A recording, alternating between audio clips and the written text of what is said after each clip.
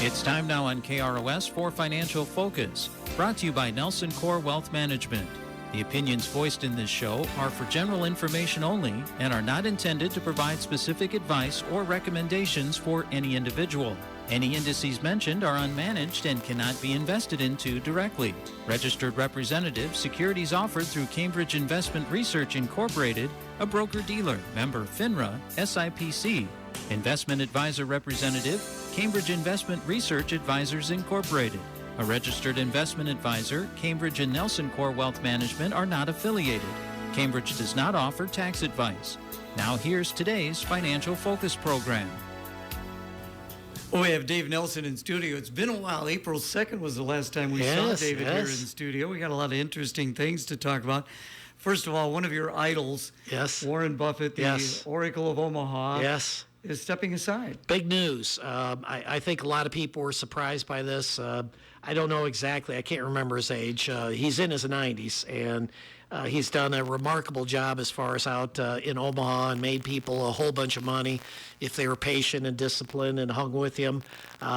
His performance in the early years were literally off the charts. As he got older and the portfolio size got so much bigger, returns get harder as far as to generate, but he's up pretty significantly year to date, where a lot of other stuff isn't. It's either down or flat for the year. So he's quite an individual as far as to you listen to him as far as from just a principles perspective, as far as just what he believes and his attitude towards life, his attitude towards money, and I seriously admire the gentleman. His family, I believe, gets 1% as far as of his net worth. The other 99 is going to charity. He's already donated billions of dollars as far as to charity. Many other wealthy people have done, similar things and will continue to do similar things. But he's just been a good example. He's a person that bought a house eons ago and he still lives in it. So he's never upgraded as far as the home, and just a very simple person that is really, really smart. His partner passed away a year or two ago. Business partner. He was either 99 or 100 years old, literally, and was managing money to the end, Charlie Unger. And Charlie Munger was a really, really great individual as well. And so, it'll be a big loss. There's a gentleman that he basically appointed, give or take 5 years ago, was kind of handpicked by him. And he's been kind of running the show, and Warren's been a part of it. But anyway, this person isn't just a newbie. He's an Iowan, which is kind of cool too. I like that fact. But anyway, it's he said it's time, and he's again just been a perfect example for many individuals out there as far as understanding the importance of investing, the importance of patience. And as far as just from a very giving type individual, it's going to be a big loss as far as to the world, let alone as far as to our industry. Have you ever met him? I haven't. I've been at gatherings as far as that he's spoken at, but at the end of the day, have I face-to-face met him? The answer is no. I would have really liked to. I've been very lucky as far as to spend a little time with, a lot of well-known individuals as far as just through my work, as far as I've been able to do that, presidents, secretaries of state, but not Warren Buffett. So anyway. I did notice that when he had that news conference, he had a couple of cans of Coke there in front of him. Was that product displacement or what? Yes, exactly. Yeah, he, for whatever it's worth, many people don't know, but he invests in various companies, Coca-Cola being one of his longtime holds. Yet he bought years and years ago and still owns a ton of it. Recent times bought some Apple stock as well, and did quite well as far as that, sold out. But Dairy Queen, he owns Dairy Queen, so that's one of them. He owns a lot of companies, just literally not investing in them. He owns the company, where like Apple and some of these other ones that he actually invests in. So again. I'm not saying anybody should go out and buy any of this stuff, so I got to get my disclaimer in here. I start identifying names of companies and whatever, but yeah, he's a model example of what, in my opinion, a good human being looks like. So he didn't have a blizzard in front of him. He just had the Coke. Yes. It was interesting what he had to say about tariffs being a trade war. Yes. And again, a lot of people believe that. Some don't. this kind of goes back to what's taken place as far as in the Catholic Church, as far as some things that have been sent out and forwarded from the White House, that there was outrage by many as far as what took place, showing Trump as far as with President Trump, with from, again, basically looking like the bishop, or not the bishop, but the Pope, exactly, sorry. The bishop's the one that sent it out as far as locally here, and it was basically condemning that. So yeah, it's a strange thing as far as what's taking place with the tariffs. We're hopeful that the outcome is good, but you got a lot of pushback as far as coming from all the places around the globe. And, again, maybe we need to do this, maybe we don't. I'm not smart enough to know as far as what's the right thing to do and not the right thing to do. I don't know if anybody, quite frankly, is. I mean, there's a lot of people yapping about it, but we'll see as far as on the backside of this. We've certainly lost credibility as far as in many parts of the world. There's other parts that it's probably been a blessing. So again, not smart enough to know as far as what the outcome is going to be, but right now it's we really haven't seen much in the form of results as far as new deals being created and put together that is going to make this situation better. You're pretty smart, Dave. Yeah, well, in certain pockets. Yeah, thank you. We had a little conversation before we went on air. The stocks were down, and then they were up for like about 9 days. Yes. And you were telling me it's computer buying. Yeah, there's a lot of trading that takes place as far as in some of the big complexes, whether it be hedge funds or mutual funds, what have you, where there's a team of people that basically are making decisions as far as how to buy, when to buy, et cetera, et cetera. And what's taken place, and I'm going to say probably over the last 20 years, but more probably in the last 5 years than we've seen ever, and that is computer trading. So let's pretend for a minute I'm overseeing this big block of money of a hedge fund, and if I love this particular stock, and I won't name a stock, but let's say it, ABC stock that I'm really in love with, but today it's at $100 a share, but if it gets to $90 a share, I want to buy that. So what I do is I have a program that I load in and says if it gets to $90, I want to buy, and I want to buy this much of it, 100 shares or 1,000 shares or whatever the case may be. And so what takes place when you get situations like we've been in, so leading up to this 9 days that you referenced, the market had been pretty consistently down. And so if you look at what are called sentiment indicators, which is stuff that we use as well, which is looking at the general views of corporations and individuals as far as are they optimistic about tomorrow or are they pessimistic? Well, during this period, things were dropping significantly, and so people got very pessimistic. Well, once you get a whole bunch of people and a whole bunch of corporations as far as feeling really bad about stuff, generally that's a pretty good time to buy. That's the Warren Buffett type of approach. Buy when other people are running and vice versa. So when they're afraid, you be aggressive and vice versa. And so he's done really well as far as doing that. So the computer programs basically look at this type of data. We got to a certain point, and so many of these programs kicked in, and so the buys started taking place, and you saw not millions, but billions and billions of dollars being pumped into the system in a relatively short period of time, and that was the 9 days that you referenced. Then the last couple days, we've had a couple down days. Well, those down days, again, come from, and this is, this isn't scientific, but this is generally, as far as probably what is taking place, and that is it got to a point because the market moved up 10% in those 9 days. You had a couple days where it was some selling that took place, which to try to cool things down a little bit. A lot of people are saying, hey, I'll take my profits and run, and that's essentially what took place. So you had more sellers the last couple days than buyers, and over that 9-day period, you had a lot of buyers and not a lot of sellers. The New York Stock Exchange has always intrigued me. I mean, people on the floor. Yes. It looks so hectic. Yes, it is.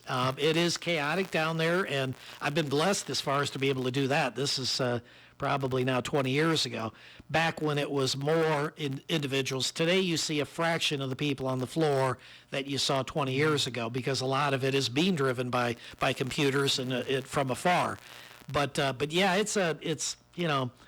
it's remarkable as far as when you think about the system and you look at what we have in this country as far as, and a lot of it's come from people believing in the country and investing in the country and companies. And the bottom line is we've been the beneficiaries of some really wonderful things. And so again, it's exciting. I mean, I'm in a business that there is not a day that's the same as the prior day. And it's always, what's going to happen today type thing as far as when you come into work. And so people look at the numbers and they also let their gut make some decisions. And so that's always a challenge for us as well, is to try to help people make logical decisions, not emotional decisions. Before we take a break for the weather, I've seen you on the sideline coaching basketball, Yes. And I know how involved you get. How much of a rush is it for you when you've had a good day at the office?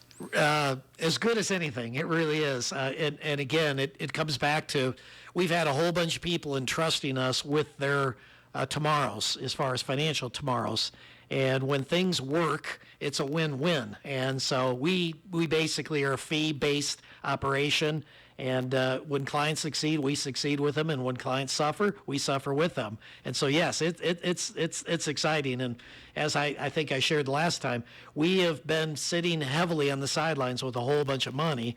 And that's good timing, but yet the timing of getting back in is also very difficult. So we got a work cut out for us as far as going forward and trying to figure that out. Great to have you in studio. We're going to go to the bottom of the hour. What are we going to talk about in the second half? Well, I want to get into taxes. I know it's kind of a boring topic. We just got through tax season, whatever, but I want to drill down not on how to fill out a tax return, but how different products can make your tomorrows better. If we can get Uncle Sam out of your pocket a little bit, and we'll talk about a couple of those things as we come back. Our weather brought to you by Addington Place. A more summer-like pattern expected for your Wednesday. More clouds in our skies, too. And within those clouds, especially later this afternoon, a stray shower thunderstorm will be possible as temperatures rise to the low 80s. A little bit cooler tonight as skies begin to clear out. We will drop to the mid-40s.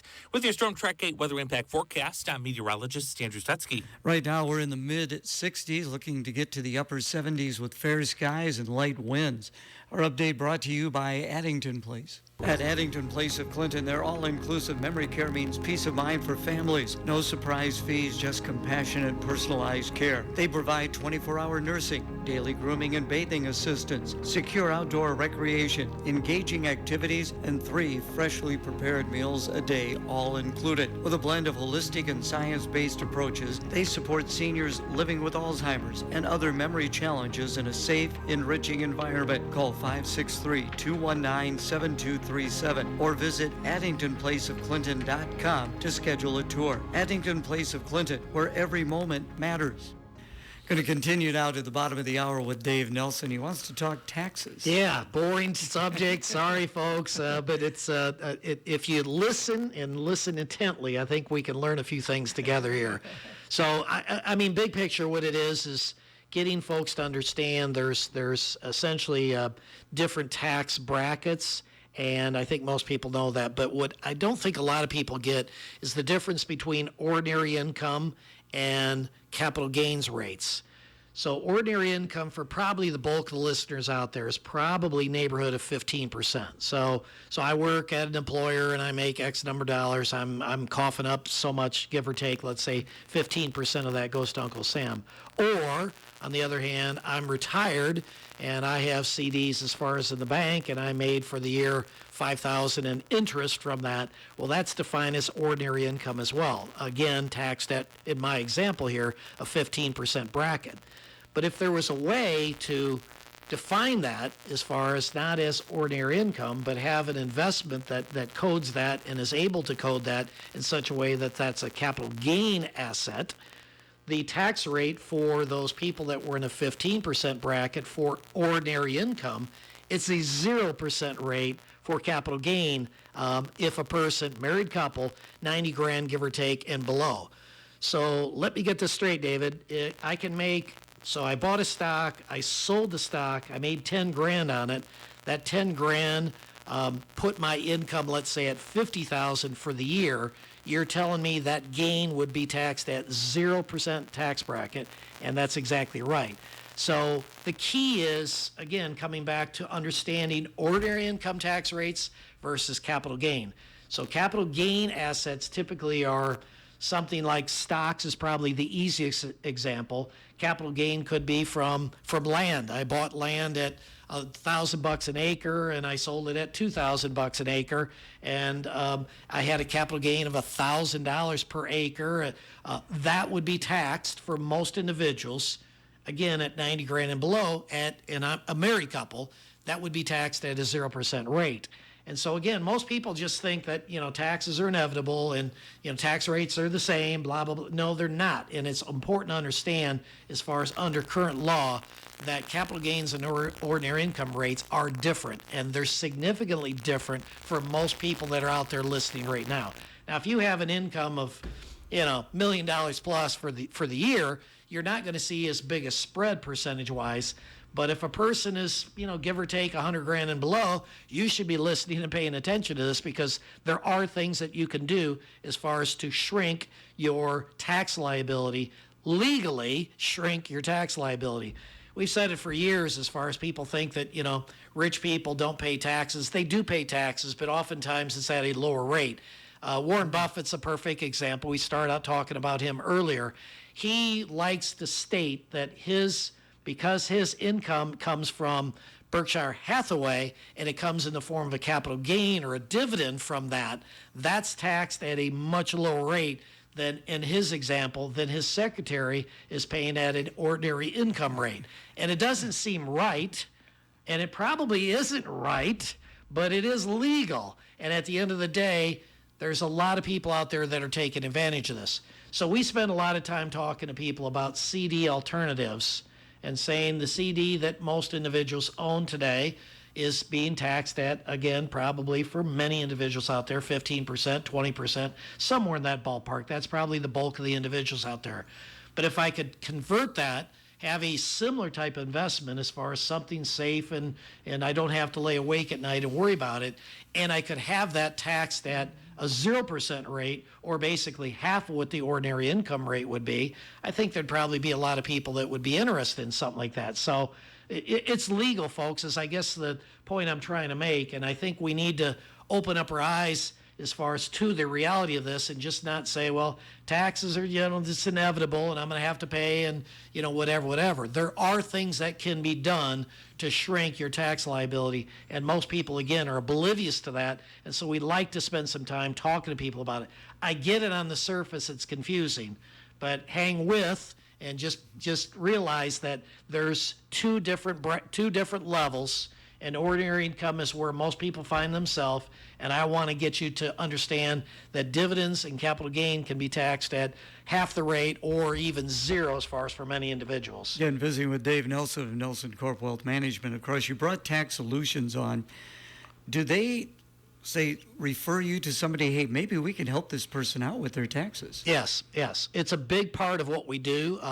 And we call it, for years, basically, people would come in, they work with me. Okay, it's the first time that that we've met with them, and one of the questions that we would throw out is that how often is it that you get together, your financial people with your accounting people? And the response was always they never have, that I'm aware of. And I said, yeah, that's the problem as far as with our industry. So that was the goal for the last, give or take. Well, it started probably about year 10, and I finally got the job done about year 30, literally, as far as to be able to bring it in-house. It was a very challenging and difficult task because of the rules and the regulations to have it under one roof. But we found a way to get the job done legally, and to bring it in-house was really, really important. And now when individuals come into the accounting side, they know what to look for as far as to try to help people. And when they come into us, as far as, and we go through some of this stuff, we got to make sure that the accounting people know what they're doing as far as on the backside to make sure that the pieces come together. So it's a challenge. It's a wonderful challenge. I love challenges, and from the standpoint of helping people in many situations of fairly modest means have a little bit more take-home pay than what they had the day before. And so again, open your eyes up to the opportunities that exist out there, folks, because there are many things that can be done legally to shrink your tax liabilities. Well, we're here in May. It's not going to be long. It's going to be summertime. How Yes. do you see summer of 2025? Yeah, well, from a market perspective, which is probably, again, where you're going with this is always what people are interested in, trying to decipher and break things down.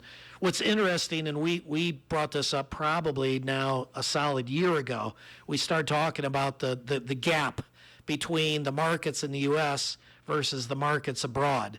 And we had charts that we show people, and it shows the U.S. market over the last 15, 20 years, and it's almost straight up. And then you look at the global market, excluding the U.S. in that, and you see a line pretty much moving sideways. And so the gap between investing in the U.S.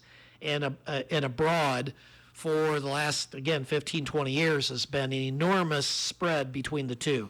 Historically, that's not been the case. Well, part of it can be explained by technology stocks in the U.S. We have huge technology companies that have carried the market, where if you look outside the U.S., you don't really have that. So that explains part of it. The other part of it that can be explained pretty easily is the dollar. The dollar's been quite strong historically. Again, if you look over the last 15, 20 years, it's been pretty strong, and it's been moving pretty much with an uptrend. Not dramatic, but an uptrend. What's happened over the last year or so, we start talking about this, that the dollar weakness is starting to show up here. And, oh, by the way, we're starting to see, as far as international opportunities, that look much more, the possibility of success is probably greater there than it is in the U.S. And that's certainly what's unfolded. So just an example, if you look at the global landscape year to date, you're looking at plus 15% return. So if I had my money, I'm a U.S. citizen, I've invested abroad, the dollar has dropped pretty significantly, and corporations around the globe are now being viewed as an opportunity. You put the two together, and you find yourself up 15%, give or take, for the year. Whereas if you look in the U.S., and we look at the major indexes in the U.S., what you see typically, whether it be the NASDAQ, the S&P 500, or the Dow, is either negative returns or very low returns. And so it's a big difference and an important difference that we've spoken about for a while. And I don't think this thing's going to turn on a dime tomorrow. I think that this is probably a sustainable thing. U.S. stocks, by pretty much all measurements, are overvalued in comparison to a lot of the other opportunities, whether it be in emerging markets, whether it be in Europe, Japan, Australia, Canada, you name it, outside the U.S. The dollar dropping in value translates into just immediate returns as far as abroad, if you have your money abroad. So anyway, it's looking for opportunities and being open-minded to them. And the last 20 years, it really hasn't made a big difference. You want to keep your money in the States. Today, not so much. The opportunities outside the U.S. are pretty amazing. Always interesting to have you in studio. So how's the rest of your day look? Real busy. I'll be on TV a little later. I've got, I think, 3-4 meetings. Yeah, the Fed is going to telegraph as far as what's taken place. So anytime the Fed talks, we're on CBS, and we'll be chatting about that. And again, I think it's a non-factor this time. My prediction is we'll see. It's going to take place in a few hours here.